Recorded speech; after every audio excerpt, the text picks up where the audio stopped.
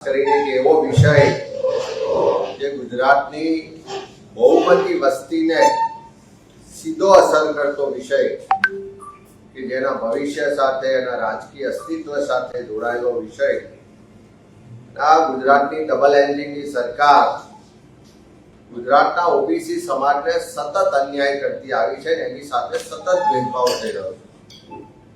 એને બજેટની ફાળવણીમાં ભેદભાવનો તો સામનો કરવો જ પડે છે, પણ એના રાજકીય પ્રતિનિધિત્વને પણ કેવી રીતે સીમિત કરવા માટેના પ્રયત્ન સરકાર દ્વારા થઈ રહ્યા છે એની વાત કરવી છે. આપણે બધા જાણીએ છીએ કે સુપ્રીમ કોર્ટના આદેશ મુજબ દરેક રાજ્યોમાં સ્થાનિક સ્વરાજની સંસ્થાઓમાં ઓબીસીની અનામત બેઠકો નક્કી કરવા માટે એક કમિશન બનાવવાની સૂચના કરવામાં આવી અને એના ભાગ સ્વરૂપ જુલાઈ 2022માં ગુજરાતમાં જસ્ટિસ ઝવેરીજીના અધ્યક્ષસ્થાને સમર્પિત આયોગની રચના કરવામાં આવી. આયોગ દ્વારા અભ્યાસ કરીને યુનિટ દીઠ એટલે કે નગરપાલિકા વિસ્તાર, તાલુકો, જિલ્લો, મહાનગર અને ગ્રામ પંચાયત એને યુનિટ ગણી અને એ યુનિટમાં ઓબીસીની કેટલી વસ્તી છે અને એને 50%ની અપર લિમિટને ધ્યાનમાં રાખીને કેટલી અનામત આપી શકાય એનો અભ્યાસ કરવા માટે આયોગની રચના કરવામાં આવી અને આયોગ દ્વારા ખૂબ વિગતવાર અભ્યાસ કરીને રિપોર્ટ તૈયાર કરવામાં આવ્યો. પણ આપણે બધા જ જાણીએ છીએ કે આખી પ્રક્રિયા કેવી રીતે થઈ કે 2010 અને 2021માં સુપ્રીમ કોર્ટમાં સ્થાનિક સ્વરાજની સંસ્થાઓ માટે ઓબીસીની વસ્તીનો સર્વે કરવા માટે આયોગ બનાવવા અંગેના નિર્ણયો લેવામાં આવ્યા, એની સૂચનાઓ આપવામાં આવી. એના ભાગ સ્વરૂપ જુલાઈ 2022માં ગુજરાત સરકારે સમર્પિત આયોગની રચના કરી અને જ્યારે આયોગની રચના કરી ત્યારે 90 દિવસમાં રિપોર્ટ આપશે એવી જાહેરાત કરવામાં આવી હતી. આપણે બધા જ જાણીએ છીએ એક વાર, બે વાર, ત્રણ વખત આયોગની મુદતો વધારવામાં આવી. ત્યાર પછી પણ સરકાર દ્વારા રિપોર્ટ લેવામાં નતો આવતો. આયોગ દ્વારા કહેવામાં આવ્યું કે રિપોર્ટ તૈયાર છે પણ સરકાર વિલંબ કરવા માટે રિપોર્ટ સ્વીકારતી નથી. કોંગ્રેસનું પ્રતિનિધિ મંડળ અમે મહામહિમ રાજ્યપાલ શ્રી પાસે ગયા અને માંગણી કરી. રાજ્યપાલ શ્રીની સૂચના બાદ એપ્રિલ 2023માં સરકારે આયોગનો રિપોર્ટ સ્વીકાર્યો. લગભગ 10 મહિના જેટલા સમય પછી રિપોર્ટ સ્વીકારવામાં આવ્યો. રિપોર્ટ સ્વીકાર્યા પછી પણ કોઈ કાર્યવાહી નથી કરવામાં આવતી. એના કારણે અમે આંદોલન કર્યું, ગાંધીનગરમાં સ્વાભિમાનના ધરણા થયા.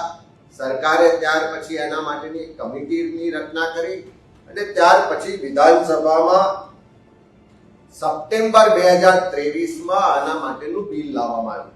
સ્થાનિક સ્વરાજની સંસ્થાઓમાં 27% ઓબીસી અનામત માટેનું બિલ લાવવામાં આવ્યું.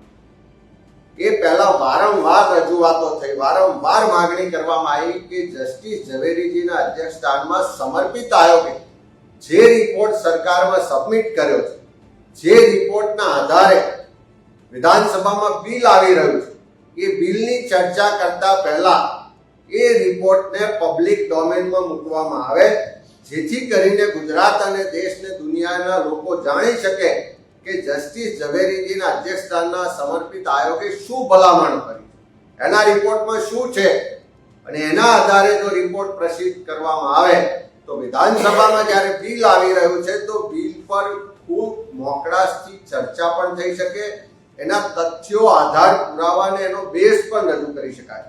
પણ સરકાર કંઈક છુપાવવા માંગતી, સરકારની મેલી મુરાદ હતી એટલે વારંવારની માંગણી છતાં પણ એ રિપોર્ટ કોઈ પણ પબ્લિક ડોમેનમાં પ્રસિદ્ધ કરવામાં ના આવ્યો.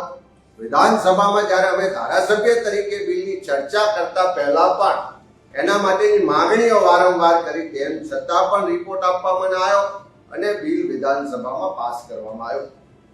ત્યાર પછી અમે વારંવાર સરકાર પાસે માંગણી કરી કે આ રિપોર્ટની કોપી મળવી જોઈએ. મારી પાસે અહીંયા વિગતવાર વિપક્ષના નેતાની ઓફિસમાંથી જે સરકારને પત્ર દ્વારા લેખિતમાં માંગણી કરવામાં આવી એનો રેકોર્ડ છે.